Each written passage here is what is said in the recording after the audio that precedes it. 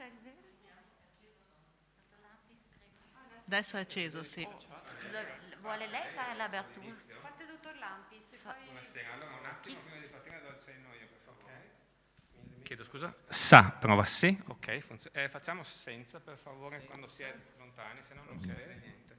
Va bene. Posso togliere questo? Ma non è alimentato, se non si spegne fra un po'. Allora lo chiudiamo quando si è spento. Perfetto, allora mettiamo. Ma poi come fa a proiettare le slide? Perché purtroppo c'è un problema tecnico e non abbiamo il tecnico. Ah, siamo messi bene. Aiuto.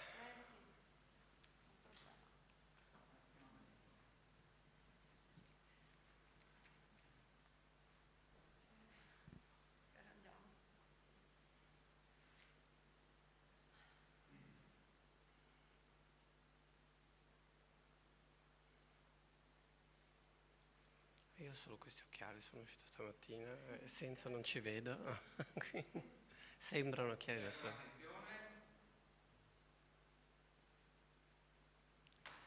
Buonasera, benvenuti a questa diretta su Facebook per un incontro ancora una volta sui temi ambientali coniugati con i temi culturali, così come abbiamo voluto organizzare insieme al dottor Ruffini, che è il direttore dell'Agenzia per l'Ambiente, qui grazie all'impegno della direttrice della Biblioteca Provinciale al Centro Trevi.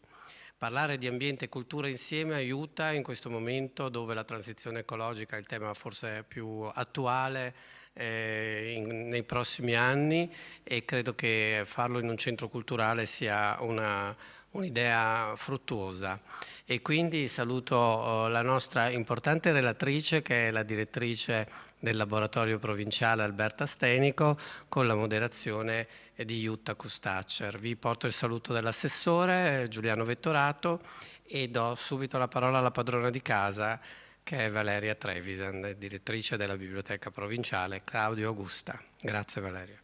Grazie dottor Lampis. 2 brevi parole. Il titolo di questa conferenza appunto Acqua, un patrimonio prezioso e limitato, e ha come spiegazione, anche come sottotitolo, come orientarsi fra tutela e sfruttamento. L'acqua è uno degli obiettivi dell'Agenda 2030, la vita nel mare, nell'acqua, l'utilizzo dell'acqua e soprattutto la garanzia, il poter garantire dell'acqua pulita per tutti gli abitanti del nostro pianeta e per i vari usi che necessariamente siamo chiamati a farne in maniera però consapevole. Abbiamo appunto con noi questa sera 2 ospiti gentilissime, abbiamo detto la dottoressa Stenico, la dottoressa Kustacher, che ci aiuteranno a conoscere questi aspetti legati a uno degli obiettivi importanti dell'Agenda 2030. Perché coniugare le attività di un'agenzia per l'ambiente e la cultura? Perché anche la cultura può essere un modo per traghettare questo cambiamento, questa transizione ecologica, affrontare questo cambiamento culturale e di educazione, attraverso anche dei suggerimenti di lettura, a un ampliamento dei propri orizzonti e soprattutto a un'informazione varia e corretta che la biblioteca può offrire. La biblioteca in sé come istituzione culturale. Noi siamo qui presso il Centro Trevi, il Trevi Lab, al piano terra, in via Marconi 2. Abbiamo per voi tantissime bibliografie tematiche legate a questi temi e vi invitiamo a venirci a trovare. Per chi avesse delle domande, online c'è anche una chat e ci sarà l'occasione poi per dare le risposte. Grazie e cedo la parola subito alle nostre ospiti. Buona serata. Buonasera, grazie anche da parte mia, dottoressa Trevisan, per l'invito e per l'organizzazione di questa sera. L'argomento principale oggi è l'acqua, è la risorsa principale per la nostra vita, una risorsa che sempre torna ad essere in pericolo per scarsità o per impulizia o per danni che creiamo noi. Sentiamo oggi la dottoressa Alberta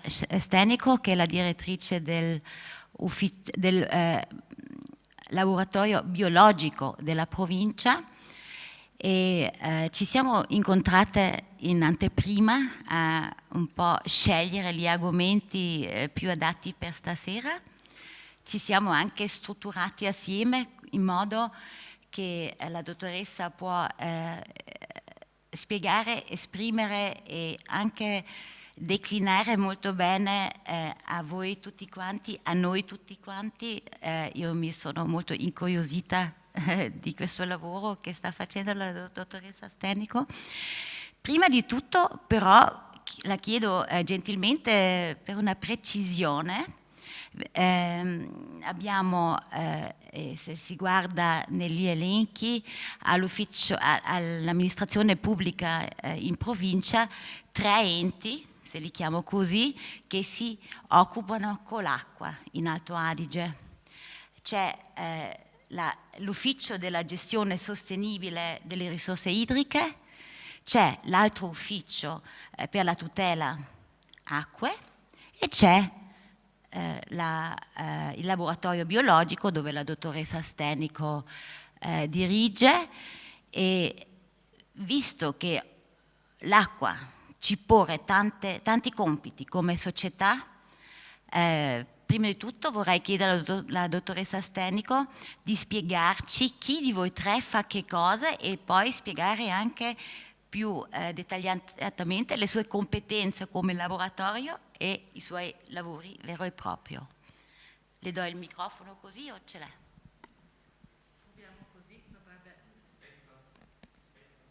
Adesso dovrebbe essere acceso. Grazie mille. Grazie dell'introduzione, grazie dell'invito e dell'organizzazione della serata su questo tema che mi sta molto a cuore, è uno degli argomenti principali del mio lavoro.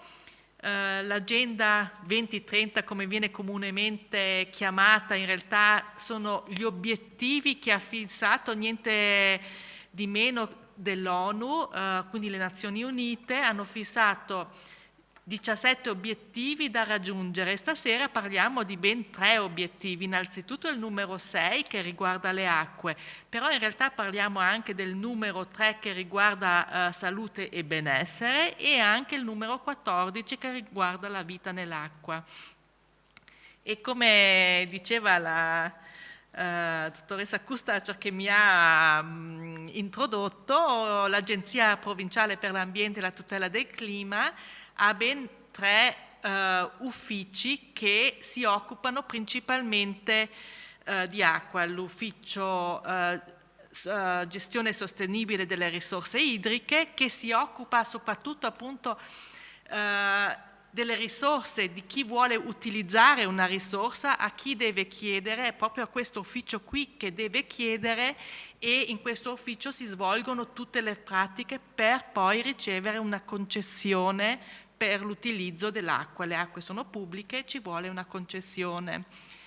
Il secondo ufficio è l'ufficio tutela acque, che oltre a gestire tutte le acque reflue e la depurazione delle acque, gestisce anche il monitoraggio, nel senso che intrattiene i rapporti con Roma, manda i dati a Roma e anche alla comunità europea. E invece il monitoraggio delle acque superficiali viene fatto in realtà da 2 laboratori, mi sono dimenticata un laboratorio, prima che è il laboratorio analisi acque, che svolge le analisi chimiche dell'acqua, quindi non solo i metalli pesanti o la durezza dell'acqua, ma svolge anche una serie di analisi molto più complesse, la ricerca dei pesticidi, la ricerca degli insetticidi, tutte queste molecole molto complesse vengono appunto ricercate da questo laboratorio analisi acque. E ci siamo anche noi con sede all'AIVES, il laboratorio biologico che in realtà esiste dal 1975, quindi già da un'eternità, e noi ci occupiamo di tutte le analisi biologiche e microbiologiche dell'ambiente. Quindi noi per esempio facciamo le previsioni dei pollini, analizziamo i pollini, facciamo le analisi ecotossicologiche, controlliamo che nei nostri alimenti non ci siano batteri, patogeni, facciamo anche questa parte di lavoro per la salute pubblica e analizziamo anche le acque intese come acque superficiali ma anche come acque potabili. Da noi all'Ives vengono analizzate 3.000 campioni di acqua potabile ogni anno per verificarne la salubrità, le acque di balnazione, analizziamo le legionelle. Quindi il nostro campo d'azione nelle acque è molto vasto. Soprattutto analizziamo una serie di facciamo un monitoraggio delle acque superficiali per quanto riguarda la qualità ecologica. Cosa significa qualità ecologica? Guardiamo diversi parametri, tra cui la presenza di animali e piante in questo lago, o soprattutto in laghi ma anche in corsi d'acqua, che possono essere macroscopici e microscopici. Per esempio un gruppo di lavoro del laboratorio biologico settimanalmente con una barca va sui diversi laghi, scegliamo principalmente i laghi più grandi che monitoriamo continuamente in parte dalla fine degli anni 70, cerchiamo il punto più profondo che in alcuni laghi come il laghetto di Fier è profondo 3,5 metri, in altri come il lago di Brais è profondo 38 metri. Quindi cerchiamo il punto profondo che noi con delle coordinate sappiamo dov'è e a ogni metro prendiamo dell'acqua e analizziamo quest'acqua. Quindi finché si va al laghetto di Fier il lavoro è un po' più semplice, invece quando si va al lago di Brais ci vuole proprio anche forza muscolare per tirare su ogni metro poi si deve tirare su e tornare giù con questa bottiglia, insomma è un lavoro un po' più faticoso. Noi questi dati li elaboriamo e vediamo se la qualità ecologica e biologica è data. Noi dobbiamo cercare di raggiungere, il nostro obiettivo è raggiungere una qualità ecologica di buono, almeno buono. E quindi questo è un po' insomma, il nostro lavoro che facciamo all'Ives noi. Adesso l'ha già un attimino anticipato, è soddisfacente, volevo porre la domanda in generale, forse ci fa anche un esempio come siamo messi qua in Alto Adige con le nostre acque dal punto di vista ecologico e forse ci spiega anche in un esempio concreto cosa sono i criteri anche locali per dichiarare un sistema ecologico buono per un lago o per un corrente. Per un'acqua corrente, quindi fiumi e torrenti, ma anche per i laghi, si deve raggiungere buono. In Alto Adige abbiamo alcuni corsi d'acqua che sono un po' critici, che ci fanno un po' pensare e anche 2 laghi al momento non hanno proprio raggiunto questo obiettivo. Il corso d'acqua è la fossa di Caldaro che esce dal lago di Caldaro e va fino oltre il confine e qui non raggiungiamo il livello buono e anche 2 corpi idrici, il lago, cioè 2 laghi, il lago di Caldaro e il lago di San Valentino alla Muta che al momento hanno qualche problema. Cosa analizziamo noi? Non solo le analisi chimiche, ma anche le alghe, per esempio, quindi essere microscopici, le piante, ma le piante proprio come su un prato, anche nel lago, noi lo sappiamo quando andiamo a nuotare, ci sono le piante che crescono e ovviamente tante più specie ci sono e tanto migliore è appunto questa qualità biologica. È come avere un prato fiorito con tanti fiori diversi, tanto più è la diversità, tanto migliore è la qualità ecologica e tanto maggiore è anche la resilienza. Questo concetto un po' complicato, però in realtà si tratta solo tra virgolette, del fatto che un corpo o un ecosistema resiliente significa che riesce a reagire bene a delle problematiche, a delle introduzioni di acque reflue per esempio e riesce a risistemarsi senza avere danni a lungo termine, e quindi un sviluppo sostenibile e soprattutto un utilizzo sostenibile di queste acque può essere fatto solo se la qualità biologica e ecologica di questi laghi è buono, e quindi noi per esempio come laboratorio biologico eseguiamo tutta una serie di lavori anche su questi laghi per mantenere la qualità di questi laghi. Ok, non ci ha fatto poi un esempio di tutto che in concreto, poi, però io immagino da quando ho capito che un sistema ecologico come un'acqua dipende sempre anche da chi abita vicino, a chi passa vicino, e qui parlo non solo di animali e di piante, ma parlo anche di persone, di uomini, cioè abbiamo dei sistemi ecologici. Ok, grazie, non ho sentito che non si sente. Abbiamo dei sistemi ecologici in acque che sono curate bene anche da noi uomini. Ci fa un esempio dove noi uomini, dove delle persone o dei paesi o qualcuno ha fatto un danno o fatto una cosa che ha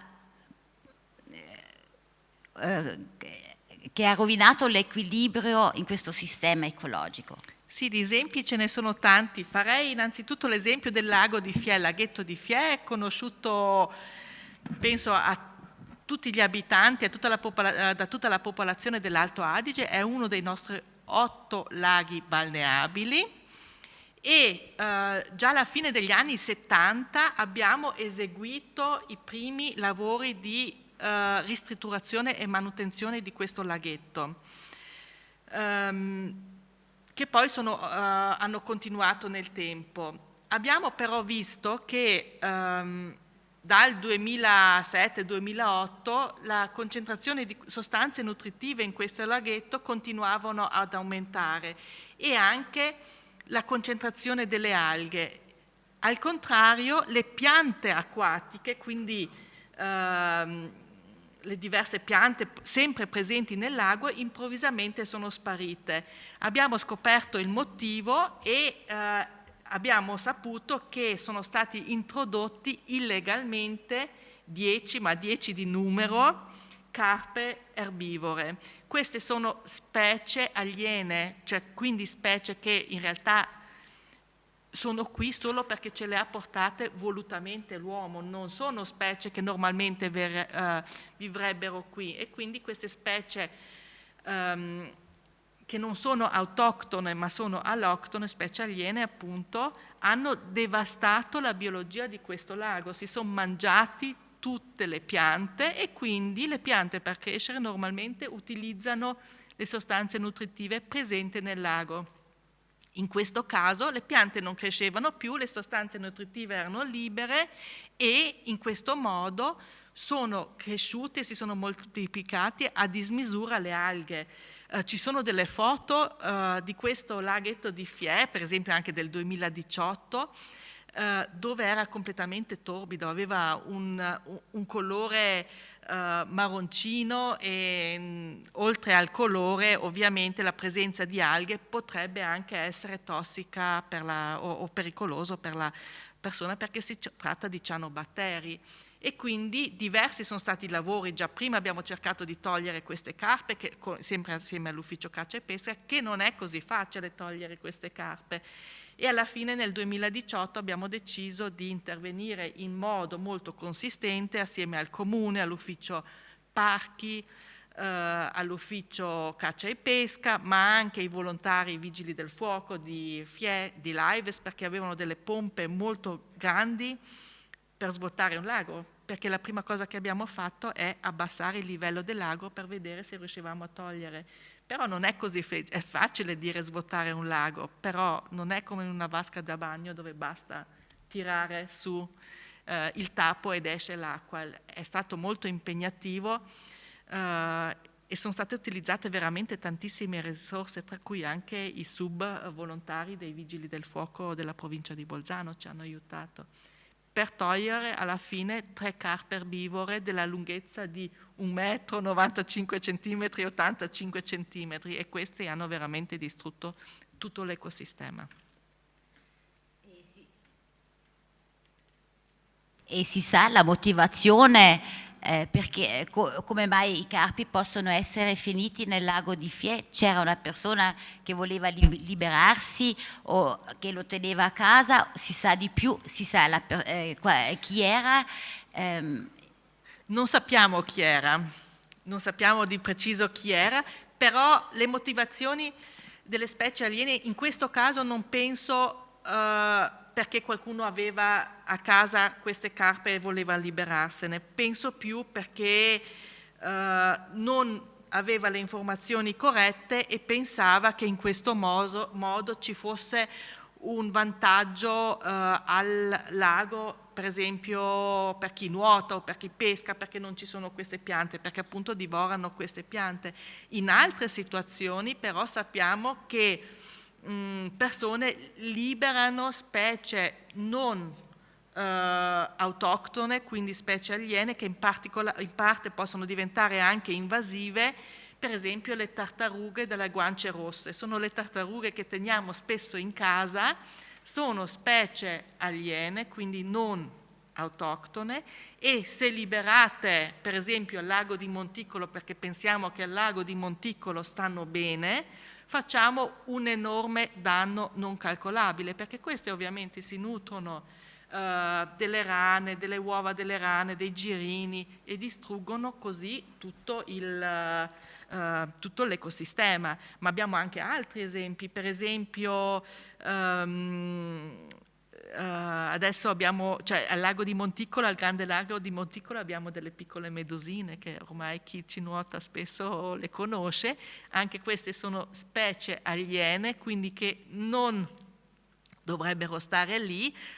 Queste mi sembra abbiano origine del sud-est asiatico, e vabbè, adesso abbiamo l'attrattiva al lago di Monticolo, le piccole meduse che alla persona non fanno niente perché le cellule urticanti sono talmente diradate che noi non sentiamo, però in realtà sono specie aliene. Un altro esempio è il gambero rosso della Louisiana, che dalla fossa di Caldaro, che è l'emissario del lago di Caldaro, quindi l'acqua che esce dal lago esce tramite questo corso d'acqua. Sappiamo che questi gamberi della Louisiana, quindi dell'America del Nord, si moltiplicano, quindi queste sono anche specie invasive perché riescono a moltiplicarsi in maniera veramente molto molto spinta, e questi si avvicinano sempre di più al lago di Caldaro. Quando entreranno nel lago di Caldaro probabilmente avremo qualche problema. Ovviamente ci sono diversi uffici, la forestale, l'ufficio caccia e pesca, cerchiamo di fare di tutto per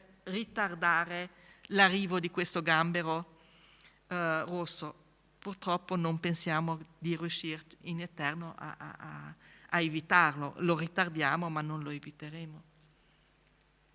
Quando lei aveva spiegato delle analisi delle acque, io avevo immaginato problemi più dettagliati, più piccoli, e sono abbastanza impressionata che parliamo proprio di specie di alloctoni che vengono portati da un altro continente, molto probabilmente qua in Alto Adige, e per le tartarughe sono comunque dovuto essere fatte prendere delle misure che sopravvivano comunque. Ci vuole un po' spiegare, però quello che mi interessa di più è cosa sono le motivazioni delle persone. Anche le meduse non me le posso nemmeno immaginare.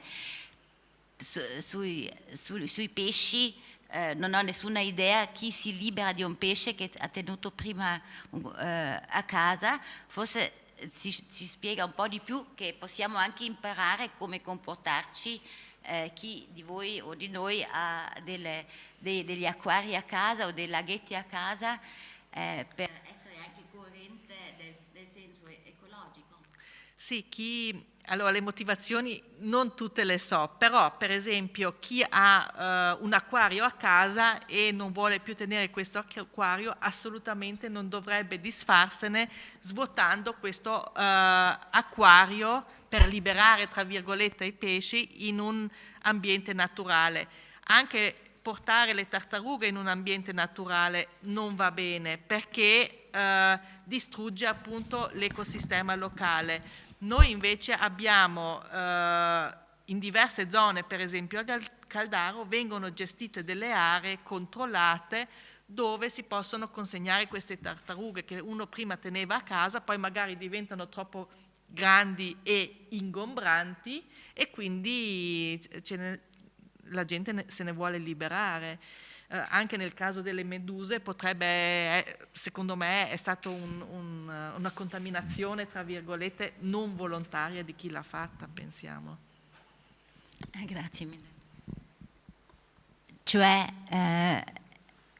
animali come pesci hanno lo stesso destino come gatti e cani, che viene quel punto che chi li aveva tenuto si stufa e li lascia liberi come sempre siano le conseguenze. Sì, per le tartarughe sicuramente questo è uno dei motivi principali.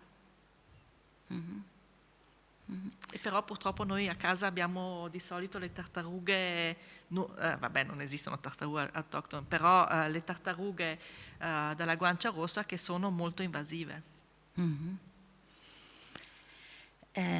Se approfondiamo un attimo questo progetto al lago di Fie con i carpi, poi avete trovato 3 di 10, chissà dove saranno finiti gli altri. In realtà 7? questo lo sappiamo perché noi abbiamo fatto ho iniziato a organizzare questi eventi di risanamento molto impattanti nel 2018, però già negli anni prima sapevamo che c'erano e abbiamo tentato con tutti i modi, per esempio organizzando pesche notturne, perché queste carpe erbivore sono soprattutto attive di notte e qui l'ufficio caccia e pesca se ne è veramente inventate di tutti i colori, ha mandato i collaboratori anche appunto di notte a pescare, anche i volontari sono andati e sono riusciti a toglierne 7. Però sapevamo che ce n'erano ancora dentro, non sapevamo quanti, poi dopo quando abbiamo svuotato il lago abbiamo visto che erano 3 ancora. Lei parlava prima di un certo periodo di monitoraggio, poi di un periodo di lavori. Quanto tempo aveva durato questo risanamento, durerà ancora, non so se è già finito il progetto, però vorrei tornare e arrivare al prossimo capitolo sul valore dell'acqua, sulla protezione delle acque e sul fatto che valore si esprime anche sempre con soldi, con argomenti monetari. Prendiamo il caso del progetto di risanamento. Quanto ha durato? Forse ci spiega un po' le risorse che erano necessarie, ma anche i soldi che qualcuno ha preso in mano e di quanti soldi ne parliamo? Sì, allora ovviamente sono state utilizzate tantissime risorse e nelle cifre che dirò adesso non sono calcolati il lavoro dei diversi enti pubblici e anche dei volontari che hanno partecipato. Tutte queste ore di lavoro non sono calcolate, però per fare questo lavoro abbiamo dovuto praticamente fare un'analisi molto molto dettagliata del fondo e anche della morfologia che ha pagato per esempio il comune stesso, ha anche contribuito finanziariamente, ha pagato anche lo svuotamento del lago, i costi che sono stati causati dallo svuotamento del lago, abbiamo diffuso della terra contenente una sostanza particolare che cattura le sostanze nutritive e poi per 3 volte adesso in 3 stagioni diverse con degli sommozzatori abbiamo preso delle piante acquatiche autoctone da un altro lago cercando esattamente quelle piante e le abbiamo immessi nel lago di Fie. Tutto questo come spese nette, quindi senza calcolare la nostra forza lavoro, se aggiriamo ai 105.000 euro. 105.000 euro che sono stati investiti dal 2018. Adesso facciamo un attimo una pausa, vediamo se tutte queste manovre, tutte queste attività hanno effettivamente avuto effetto che noi vogliamo e a che punto siamo, e poi decidiamo se fare un'ulteriore attività o un ulteriore risanamento, ma questo adesso un attimo dobbiamo vedere come si sviluppa la situazione e se è sufficiente quello che abbiamo fatto fino ad oggi. Però giustamente l'acqua ha un prezzo, se pensiamo solo all'acqua potabile, immaginatevi un po' quanto costa un metro cubo, quindi 1000 litri della nostra acqua potabile. In Alto Adige il prezzo, che comunque è fatto o composto in modo che vengono coperte tutte le spese, sia quelle di investimento, di manutenzione, di gestione. Noi paghiamo un metro cubo in media in Alto Adige, un metro cubo di acqua potabile, quindi quella che ha la migliore qualità e quindi quella più pregiata, la paghiamo 60 centesimi. E quindi è un prezzo al metro cubo. Al metro cubo, esatto. Come paragone sappiamo quanto costa l'acqua in bottiglia e vediamo, quindi un metro cubo, 1000 litri costano 60 centesimi. Un altro prezzo che vi posso dire è le acque reflue. Noi a casa il sistema in Alto Adige è fatto così che si contano i metri cubi di acqua che noi consumiamo, in media ogni persona consuma 40 metri cubi di acqua all'anno, e lo stesso consumo noi paghiamo anche le acque reflue, anche se non produciamo acque reflue, perché per esempio lo utilizziamo per bagnare il nostro orto o il nostro prato, e lì i prezzi sono leggermente superiori, sono circa un po' più alti di €1,14, €1,15 al metro cubo di acque reflue. Questi sono un po' i prezzi al momento in Alto Adige. Attuali. Però poi di costi per l'acqua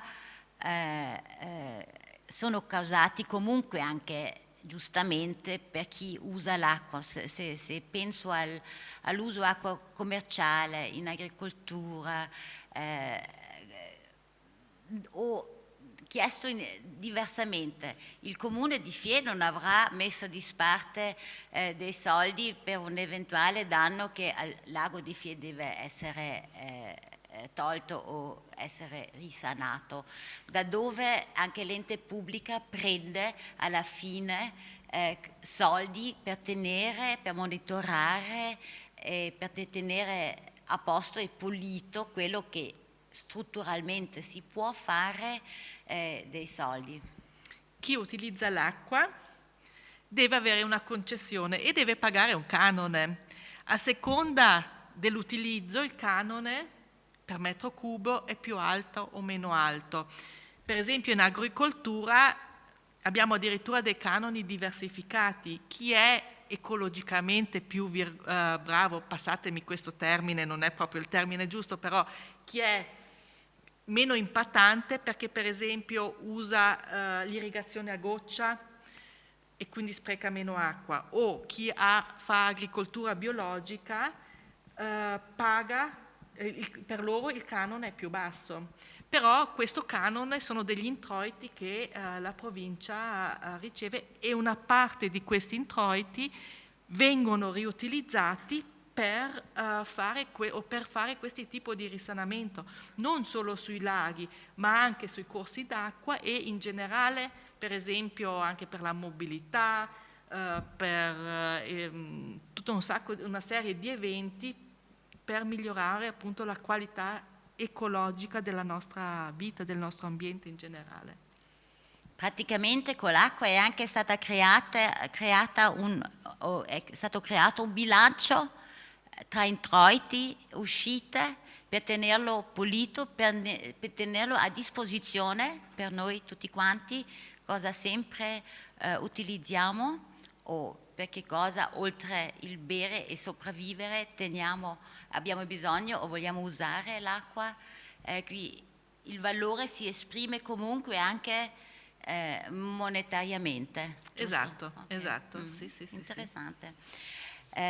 Analisi, e anche questo mi interessa molto, dell'acqua, il laboratorio biologico sotto la direttrice Stenico si fanno anche delle cosiddette, l'aveva annunciato già prima, delle cosiddette acque nere.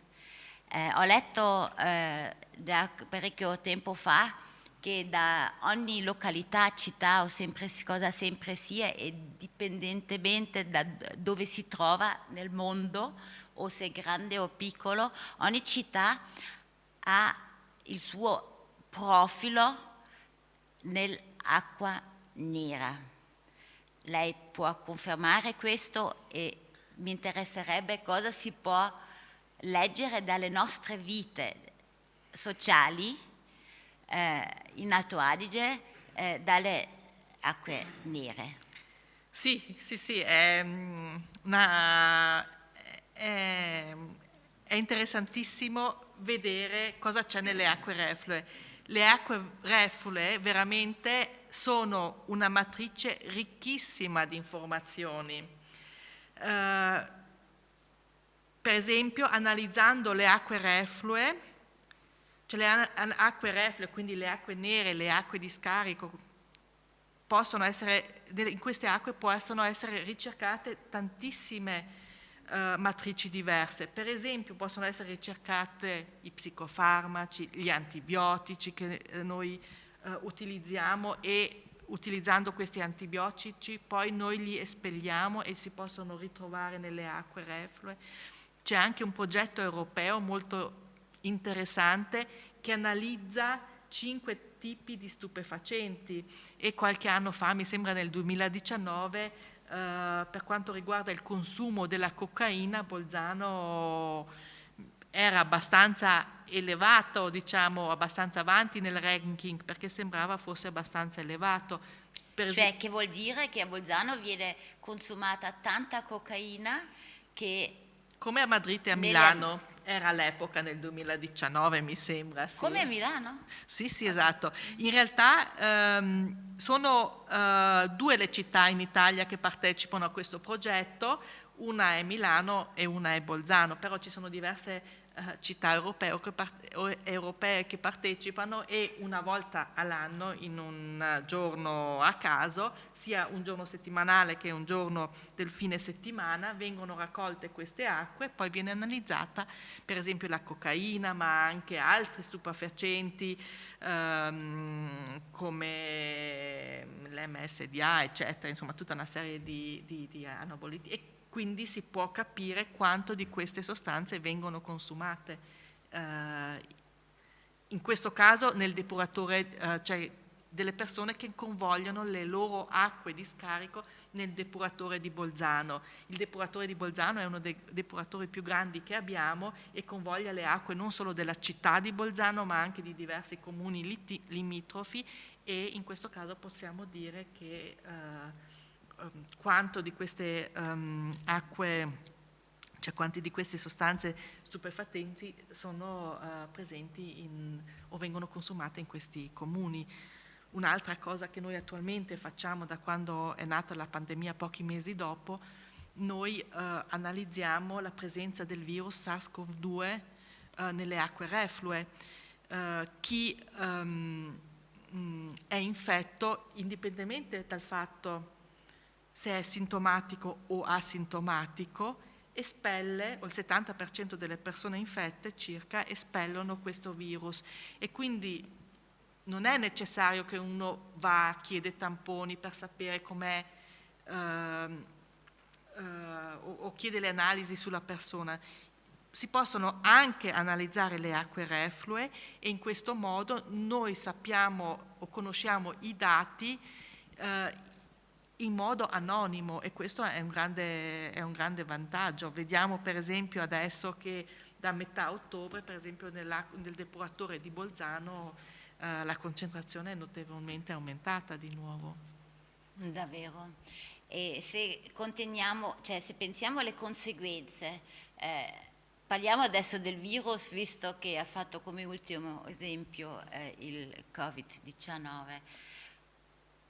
Il depuratore di Bolzano riesce a estrarre il virus dall'acqua? Allora, qui ci sono ancora necessari un po' di studi. Sembra che il virus non sopravviva tutta la depurazione, però altre sostanze sopravvivono e riescono a superare la depurazione. Per esempio alcuni ormoni, alcuni farmaci riescono a oltrepassare, tra virgolette, indenni tutta la depurazione, ma anche le microplastiche, per esempio. Nella nostra vita quotidiana siamo sempre più circondati dalle microplastiche. Sul sito del WWF ho trovato che noi mangiamo ogni settimana 5 grammi di microplastiche. 5 grammi è una carta di credito. Quindi noi ogni settimana mangiamo una quantità uguale a una carta di credito, al bancomat, al Labo Plus, di microplastiche, che è una bella quantità se ci si pensa. E però nella nostra vita quotidiana abbiamo tantissime, siamo circondati da microplastiche. Per esempio, se noi laviamo i nostri indumenti, che non sono unicamente di fibra naturale, e controlliamo, ma i nostri indumenti quasi sempre hanno una parte almeno di fibre sintetiche. Queste man mano nella lavatrice si staccano e vanno a formare per esempio le microplastiche. Altre microplastiche che noi usiamo volutamente o no, nei cosmetici per esempio. Adesso in Italia c'è l'obbligo nei cosmetici che noi poi laviamo via, per esempio nei saponi, nei detergenti, non si possono più utilizzare le microplastiche, ma nel nostro ombretto, eccetera, sugli restanti cosmetici, le microplastiche vengono ancora utilizzate. Cioè la carta di credito non è solo perché avevamo mangiato le microplastiche, ma perché abbiamo anche fatto il lavaggio dei vestiti, della casa, tutto sommato, o è solo alimentare questo che come carta di credito è descritto in quantità? No, allora è l'acqua che io ingerisco e quindi è escluso il lavaggio perché lì prende una via separata. Però se io uso bottiglie per esempio di acqua minerale, di plastica, abbiamo tante diverse occasioni dove possiamo essere in contatto con queste microplastiche. Ovviamente dipende dal nostro stile di vita se effettivamente sono 5 grammi o meno. E che consiglio ci può dare per evitare che per il nostro corpo si trasportano tutte queste microplastiche? Tanti sono i consigli: usare il meno possibile le plastiche, in cucina? In cucina, nei vestiti per esempio, perché non è solo, cioè in realtà le conseguenze dell'ingerimento di queste microplastiche, gli scienziati che studiano questo da ormai qualche anno non sono ancora tanto concordi, c'è chi dice una cosa, c'è chi dice un'altra, però immaginate che nei corsi d'acqua noi facciamo portare via dalla nostra acqua dell'Adige per esempio le microplastiche che vanno a finire nel mare Adriatico, ma così fa l'Alto Adige e tutte le province, le regioni che arrivano dopo. A un certo punto c'è un arricchimento di questo o un aumento delle concentrazioni di queste microplastiche nel recettore finale, quindi nel mare Adriatico, ma così anche per altri laghi, eccetera. Noi in questi giorni stiamo proprio iniziando a analizzare o a misurare, a contare le microplastiche che sono presenti nell'Adige. Siamo andati in cima alla Val Venosta per fare un prelievo a Egna e vorremmo fare dei confronti e vedere effettivamente quante di queste microplastiche sono presenti. Cioè chi ci ha detto una volta che le plastiche come contenitori di cibi non sarebbero in interferenza col cibo in cui lo manteniamo, non ci hanno detto la verità o non lo sapevano meglio? O mi può spiegare lei queste iter, chi produce plastiche o prodotti che poi interagiscono in maniera dannosa, come immagino che ci fosse la microplastica, se non sbaglio? Ma ci sono tanti esempi da fare. Per esempio, se io ho un contenitore di plastica e con qualcosa di un po' appuntito pulisco e faccio i graffi cosa significa? Che tolgo un po' di plastica. E dove andrà a finire questa plastica? Se c'è dentro l'alimento andrà a finire nell'alimento. Quando per esempio apriamo, è stato dimostrato, quando apriamo una bottiglia di acqua in plastica, proprio l'apertura, anche qui si formano piccole particelle di microplastica. Se io uso per esempio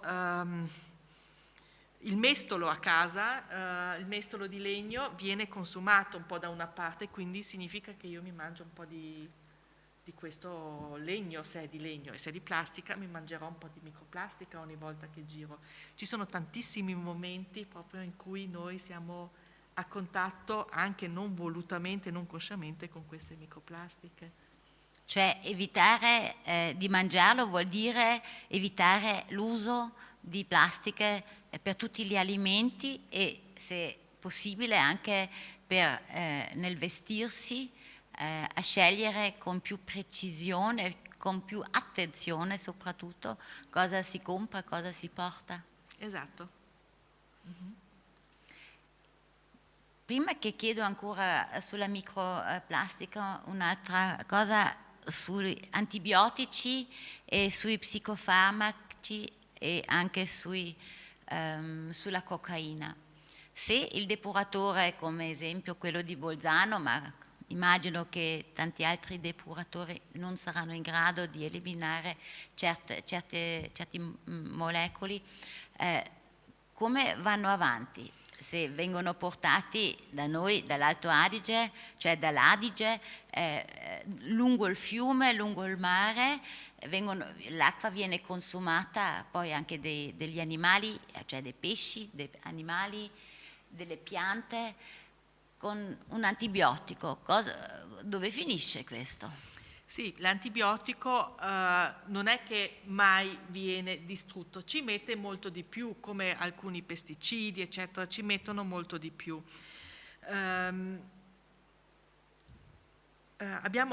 Io penso che l'Alto Adige sia stato un po' una delle regioni o delle province, in questo caso delle province, che prima ha costruito i depuratori, quindi noi abbiamo depurato quasi tutte le acque e siamo in questo senso molto avanti rispetto anche a altre regioni dell'Italia, però adesso la tecnica e le conoscenze che ci sono riguardo alle depurazioni delle acque ha trovato dei modi che sono ovviamente costosi, perché per esempio per un depuratore di media entità aggiungere questa quarta fase di depurazione costa, cioè c'è un progetto di 4 milioni di euro e lo dobbiamo fare su tutti i nostri depuratori, quindi esistono nel frattempo delle conoscenze tecniche per cui che io posso applicare e poi le acque verranno, cioè tutte queste sostanze potranno essere ritenute a una concentrazione, cioè ancora di più limitata, perché la concentrazione zero sarà difficile da raggiungere, però verrà ritenuta molto di più di queste sostanze. E è anche necessario che lo facciamo un po' perché c'è questo effetto di accumulo nel mare, ma anche un po' perché pensiamo che 200.000 persone bevono l'acqua dell'Adige e questo è impattante. Non siamo noi, però per esempio nei dintorni della città di Rovigo si bevono l'acqua dell'Adige, quindi dobbiamo fare in modo che le acque arrivino il più pulite possibile. se torno poi sempre alle persone che lo consumano o lo producono come parte dell'acqua nera, se io consumo antibiotica io sono malata. Forse oggi di antibiotica vengono prese di più che 20 anni fa, però lei ha qua un consiglio come, se sono paziente, come mi posso comportare per almeno ridurre da singola a questa impurazione dell'acqua. In questi giorni, adesso non mi ricordo se sabato scorso, quindi insomma metà novembre, c'è la giornata mondiale dell'antibiotico resistenza. Perché non dobbiamo prendere o cercare di ridurre il consumo di antibiotici? Perché i batteri sono molto furbi e si sviluppano molto velocemente e riescono a passarsi un modo per cui a passarsi proprio l'informazione in modo per cui diventano resistenti all'antibiotico. Quindi l'antibiotico non ha più effetto se questo batterio ci infetta in qualche modo.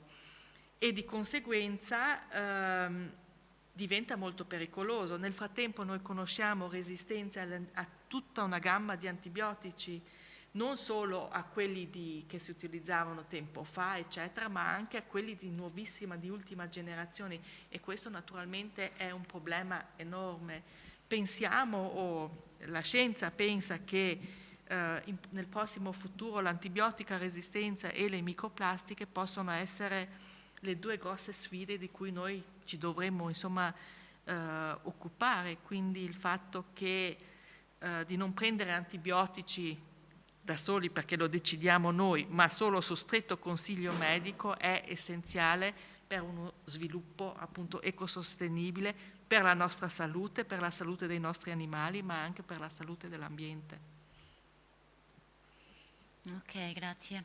E adesso comunque, perché questo non avevamo approfondito in anteprima, torno al virus. Cosa si sa? Ci sono già state fatte degli esami o degli studi del virus, come si comporta nell'acqua? Lei prima aveva detto che non sopravvive tutti i passi della depurazione, però c'è, domanda l'uno o l'altro, che passa e può contaminare altri animali, i pesci, non so se sono in grado di ammalarsi del Covid. No, al momento sembra che i pesci non si ammalino di Covid, per fortuna. No, allora, quello che noi facciamo è che controlliamo le acque reflue, le acque di scarico in entrata al depuratore. Lì sappiamo che ci sono, però poi hanno tutta una serie di passaggi, vasche biologiche, prima una vasca di sedimentazione, eccetera, dove c'è una biologia molto spinta, quindi ci sono batteri, ci sono funghi che utilizzano queste acque e quello che c'è dentro. Mentre non si riesce a utilizzare gli antibiotici, si riesce molto bene a inattivare questo tipo di virus e questo tipo di germi.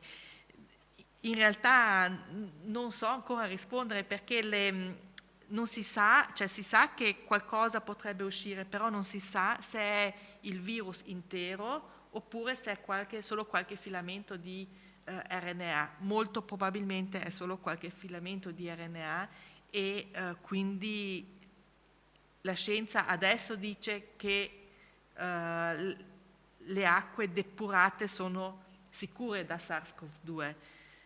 Saranno sicuramente necessari altri studi in questo senso. E questo monitoraggio potrebbe avere anche o ricevere la qualità di affiancarci nel controllo, in modo che magari con la sua analisi si può vedere se ci avviciniamo a un aumento delle incidenze o viceversa nel caso migliore.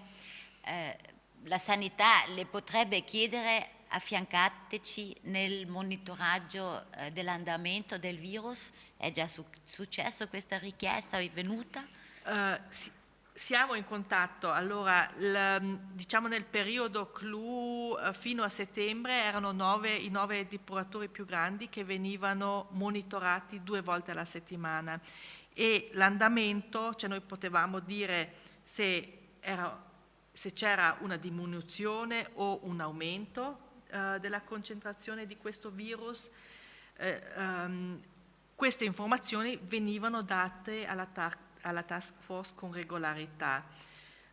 Dopo settembre abbiamo ridotto a 2 i depuratori, i 2 più grossi dell'Alto Adige, quindi Bolzano e Merano, dove continuiamo a monitorare 2 volte la settimana, sia durante la settimana per avere un andamento di un giorno lavorativo, ma anche del fine settimana, cioè i depuratori iniziano la raccolta domenica mattina e poi lunedì mattina fanno un campione misto e ci portano il campione delle 24 ore. Questo attualmente si fa. Ok, cioè qui potrebbe essere il suo ruolo o diventare ancora più importante nel sviluppare degli strumenti come accompagnare e come perseguire anche questo virus alla fine. Sì, sicuramente non è un dato,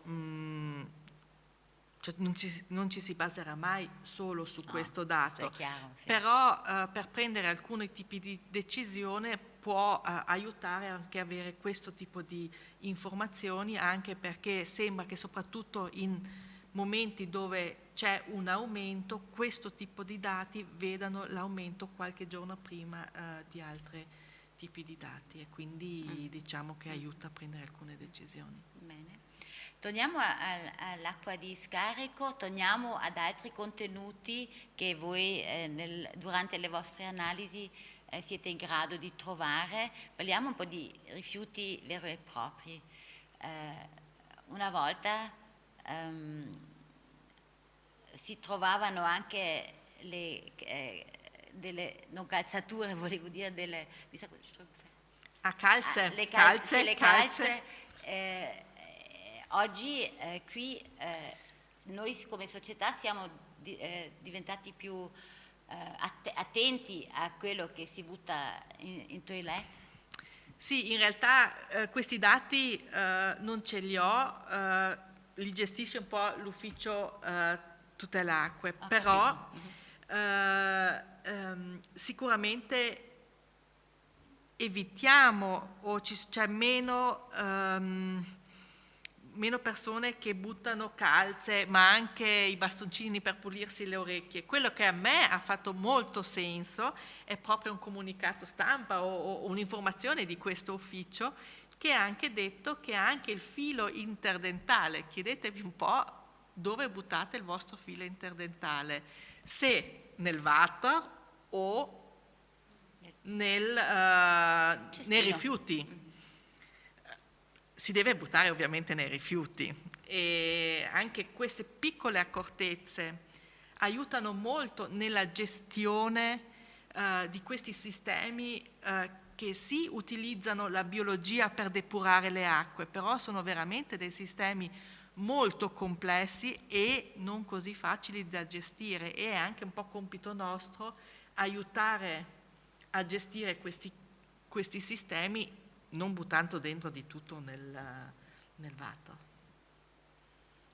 Cioè la depurazione, quell'ultimo atto per far riusare l'acqua di nuovo è un passo al quale dobbiamo sempre più dare attenzione, visto anche che la nostra vita e le nostre abitudini, i nostri costumi cambiano con il tempo, e la depurazione deve adattarsi a questo cambiamento di stile di vita. Torniamo, e stiamo arrivando verso la fine, torniamo adesso alle belle acque bianche.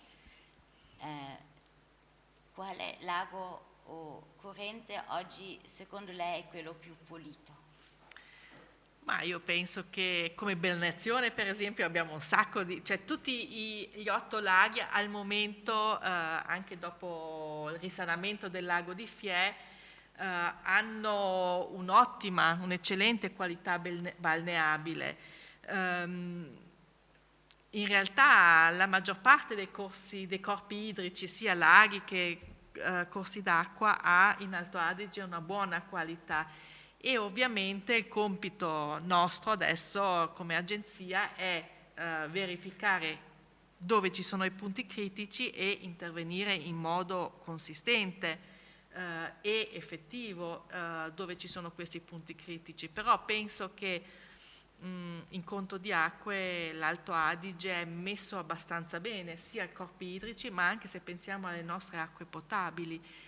Abbiamo acqua a sufficienza potabile, beviamo acqua di falda o di sorgente e non acqua superficiale, come per esempio a Rovigo, che si bevono l'acqua dell'Adige, ma è solo un esempio. Tante persone, per esempio, bevono acque superficiali, ma anche in Germania, e soprattutto la nostra qualità dell'acqua potabile è talmente buona che in tantissimi posti può essere bevuta così come sgorga dalla terra, così come sgorga dal profondo, senza trattamenti.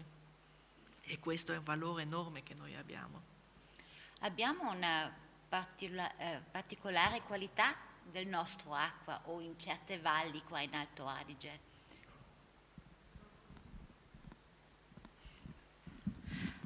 Il mio? No, il mio c'è. Abbiamo delle qualità particolari nel nostro acqua qua in Alto Adige che lo descrive diversamente come vengono descritte altre acque di altri paesi, di altre regioni, come sempre sia. Altre acque, cioè altra qualità?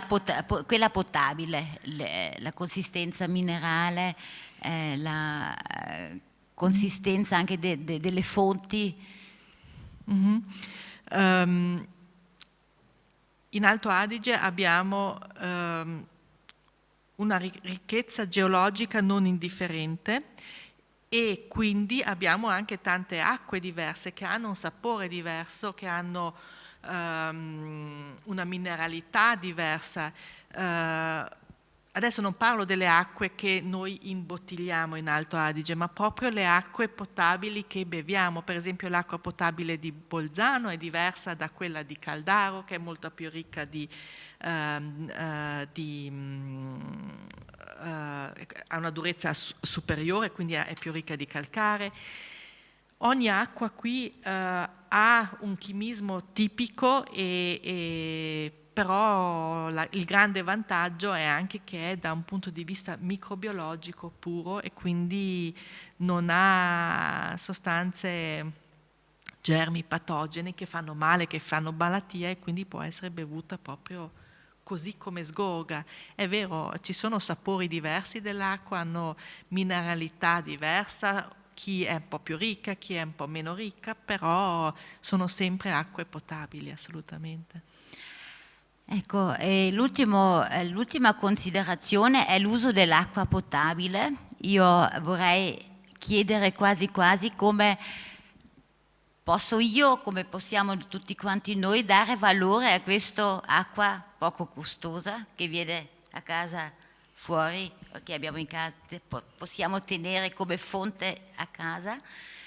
Come tenere e trattare quest'acqua pulita per dare il massimo di rispetto e il massimo di valore, pensando anche che il nostro consumo, dal nostro consumo dipende anche il futuro, e non solo per le depurazioni, anche per le quantità, per il futuro. Risparmiare è questo che posso fare io, che possiamo fare tutti noi. Cosa mi risponde? Sì, qui ci sono due aspetti e soprattutto, torno all'inizio, due obiettivi che dobbiamo cercare dell'Agenda 2030 che dobbiamo cercare di raggiungere non uno a danno dell'altro o a discapito dell'altro obiettivo. E è vero, a casa nostra abbiamo tantissime occasioni per risparmiare acqua. Tenete conto chi ha un piccolo giardino, chi ha tante piante, con che acqua si bagnano queste piante, con che acqua si bagnano il giardino, ma anche nostre abitudini, per esempio se faccio la pasta a casa, aspetto che l'acqua viene calda da mettere nella pentola e la lascio scorrere finché viene calda, o prendo l'acqua come esce dal rubinetto. Quando mi pulisco i denti, lascio scorrere l'acqua o chiudo l'acqua. Quando vado in bagno, a seconda delle necessità, ho un sistema che mi permette anche di utilizzare meno acqua, attivare lo scarico con meno acqua. Tutti questi sono piccoli accorgimenti, però sommati ovviamente il consumo dell'acqua si riduce notevolmente. Però vorrei porre la vostra attenzione anche su un altro fatto. Soprattutto per il sistema dell'acqua calda, ci sono alcuni batteri che si chiamano legionelle, che ultimamente sono un po' di nuovo andati, o ce ne abbiamo sentito parlare perché una scuola, un sistema idrico dell'acqua calda in una scuola è stato contaminato. Ci sono alcuni metodi di prevenzione che dobbiamo fare. Uno di questi è tenere l'acqua calda superiore ai 55 gradi, quindi un consumo di energia enorme, e l'altro è far scorrere l'acqua da ogni rubinetto almeno una volta alla settimana. Questi sono i metodi con cui noi possiamo prevenire il moltiplicarsi di questi batteri così pericolosi, e sono poi in contrasto con quello che abbiamo detto fino adesso: risparmiamo acqua, poca energia, e invece io adesso dico anche che attenzione però per il sistema dell'acqua calda, però queste regole non valgono, perché prevale ovviamente la salute di ognuno di noi. E questo vale soprattutto, solo per precisare, solo per l'acqua calda, non l'acqua fredda, quella è meglio, possiamo sì, risparmiare sì, fin dall'inizio, invece quella calda per la nostra sanità, che anche l'acqua può essere di nostra igiene, non di nostra malattia, dobbiamo lasciare scorrere prima che lo usiamo. Esatto. Come sempre è tutto molto complesso. Siamo arrivati a un punto, dottoressa Trevisan, forse ci sono delle domande che sono state poste? Ok.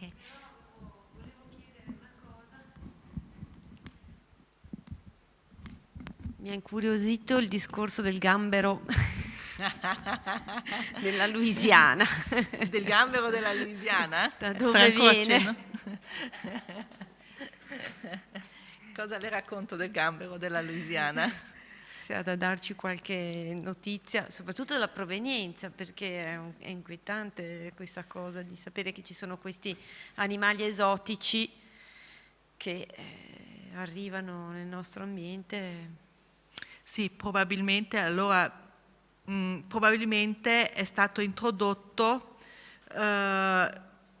da un piccolo stagno in una casa privata e l'ha messo come decorativo, come forse anche per poterlo mangiare, perché in realtà si può anche mangiare, e sembra che da questo stagno sia riuscito a scappare e questo era nelle vicinanze della Fossa Grande, cioè un corso d'acqua che è la Fossa Grande di Caldaro, che attraversa tutta la Bassa Tesina, e da lì vediamo proprio man mano con dei sistemi di cattura che si sta avvicinando al lago di Caldaro.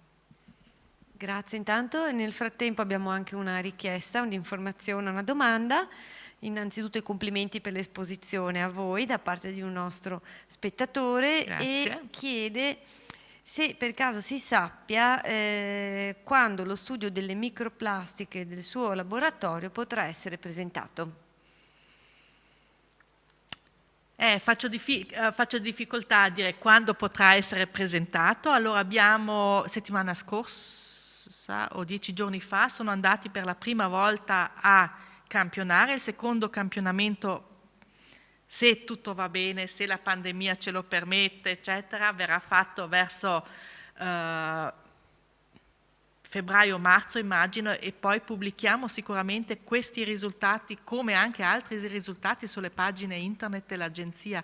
Lì trovate un sacco di informazioni. In realtà abbiamo già fatto qualche piccolo lavoretto, qualche piccolo dato, l'abbiamo già pubblicato sulle pagine internet dell'Agenzia per l'Ambiente. Lì comunque trovate tutte le nostre ricerche attuali, i risultati sono pubblicati lì.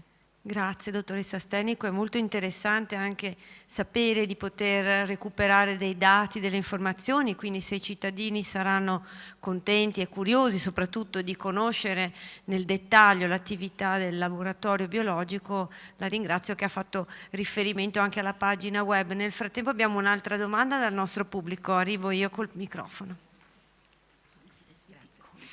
Dottoressa, le volevo chiedere, viviamo in città, quindi l'acqua calda arriva da una caldaia molto grande, cioè viene usata per tanti, quindi in realtà l'utilizzo è molto frequente perché diverse utenze attingono alla stessa fonte. Vale comunque quello che lei diceva di dover lasciare comunque scorrere a lungo prima di usarla, oppure no? Sì, vale. Pensiamo magari a un bidet nel secondo bagno che abbiamo, o a un rubinetto o a un lavandino che apriamo raramente. Sono proprio questi i punti critici, sono proprio questi i punti che è importante aprire almeno una volta alla settimana. E basta aspettare che l'acqua venga calda come nel resto dal resto delle utenze, poi si può di nuovo chiudere l'acqua calda. Però proprio importante far scorrere. Ecco, anche grazie per questi suggerimenti. Non si pensa mai, ad esempio, anche al filo interdentale. Chi lo dice? Sono accorgimenti utilissimi che effettivamente possono, senza grandi dispendi, essere praticati da tutti noi, e è utile che qualcuno ce lo faccia presente, perché effettivamente non ci si pensa alle microplastiche, ma non si pensa che un filo interdentale gettato in maniera indiscriminata e nel posto sbagliato possa causare poi, sommandosi con gli altri, dei danni ecologici. E c'è ancora forse una considerazione della dottoressa Kustacher? Visto che sono talmente particolari, straordinari gli esempi sulle specie delle nostre acque, la dottoressa Stenico mi aveva parlato pure delle essenze dei carpi koi qua in Alto Adige. I carpi koi, non so se le avete sentito ancora, sono dei carpi, pesci, grandi così, più o meno, di colore bianco e così ho in mente. Bianco e rosse, sì. Sì, do la parola alla dottoressa. Sì, anche queste sono specie aliene, non autoctone, e in tanti stagni vengono utilizzate come carpe per abbellire il nostro stagno. Sembra anche che diano forza, che diano energia, e quindi si dà a questi pesci questa responsabilità, insomma. Però hanno un valore anche enorme. Pensate che a seconda delle macchie che hanno, come sono distribuite, possono anche valere diverse migliaia di euro. Insomma, questa è anche una particolarità, però ricordiamo che non sono specie autoctone, che ovviamente anche queste non possono essere liberate in un lago, perché non è proprio il caso, perché appunto anche questo tipo di carpe non potrebbero poi fare un danno a livello del sistema ecologico. Grazie dottoressa Stenico per quello che ci ha raccontato questa sera in maniera chiara, con tanti esempi che ci toccano da vicino nella nostra quotidianità anche, e di averci portato invece anche delle notizie che non avremmo immaginato e che riguardano la nostra vita locale, la ricchezza, la varietà dell'acqua del nostro territorio, dovuta anche a una geologia straordinaria che va dal gneiss al porfido, eccetera, al calcare, alle dolomie, per poi appunto renderci, restituirci un'acqua che forse non apprezziamo sempre fino in fondo, non valorizziamo. Grazie alla dottoressa Kustacer che ha saputo stimolare questo dialogo, anche se purtroppo non accompagnato da delle immagini come lei aveva preparato, e sarà un'occasione anche per ritornare su questi argomenti, perché penso veramente che la biblioteca, la cultura possa aiutare in questa transizione ecologica, comunicandolo, facendo conoscere e scoprire tutte le attività che vengono messe in campo dagli uffici, dai tecnici, dalle persone che si occupano di questi settori così particolari, che sono forse non sempre alla luce, diciamo, a portata di mano del cittadino, ma che invece meritano di essere conosciuti fino in fondo nelle loro attività. Ecco.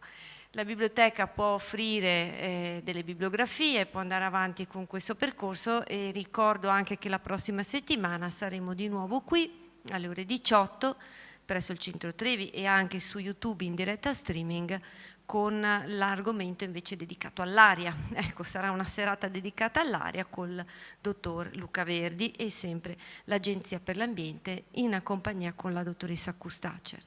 Grazie ancora, ci risentiremo per marzo quando ci saranno altri dati.